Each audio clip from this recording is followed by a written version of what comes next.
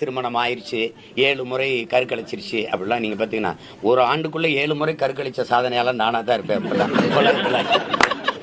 எவ்வளவு சீப்பான ஒரு ஸ்டேட்மெண்ட். ஒரு ஒரு ஆண் வந்து எத்தனை தடவை எத்தனை பெண்களை கருக்கழிக்க வச்சாருன்றதை வச்சா அந்த ஆணோட வீரியத்தை நம்ம நிர்ணயிக்கிறோம். அந்த அத்தனை தடவை ஒரு பொண்ணை நீ டார்ச்சர் பண்ணிருக்கியப்பா, அத்தனை தடவை ஒரு பொண்ணை ஏமாத்திருக்கியப்பா, அத்தனை தடவை ஒரு பொண்ணை இதை பண்ண வச்சிருக்கியப்பா அப்படின்னு தானே நம்ம யோசிப்போம். அந்த இன்னும் ஆன்மீகவாதிகள் என்ன சொல்லுவாங்க, அந்த கருவோட பாவத்துக்கு ஆளாயிட்டியே நீ எவ்வளவு பெரிய பாவின்னு சொல்லுவாங்க. அதை ஒருத்தர் பெருமையா வேற நினைக்கிறாருன்னா அப்ப என்ன சொல்றது? மக்கள் தான் புரிஞ்சுக்கணும். நம்ம எப்பல இருந்தா சொல்லிட்டு இருக்கோம் அவர் கொஞ்சம் சரியில்லாதவர்னு. மக்களுக்காவது புரியுதான்னு பார்ப்போம்.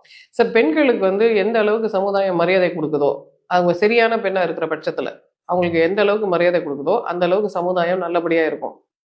பெண்களை அட்டாக் பண்ணும்போது ஆண் வந்து பெண்ணை அட்டாக் பண்ணி, இல்ல பெண்ணை வந்து இன்னொருத்தர் அட்டாக் பண்ண பார்சல் கட்டி அனுப்புறதெல்லாம் வந்து ரொம்ப ஆபத்தான செயல்கள். அந்த சமுதாயங்கள் அழிஞ்சிரும். சார், சைக்காட்ரியில சூடோலோகியா ஃபென்டாஸ்டிக்கான்னு ஒரு வேர்டு இருக்கு. அதாவது பொய்யா பேசுறது, ஃபென்டாஸ்டிக்கா பொய் சொல்லிக்கிட்டே இருக்கு. அந்த வாயை திறந்தா பொய் அப்படியே அள்ளி விட்டுறது. இவர் அதுக்கு முன் உதாரணம்.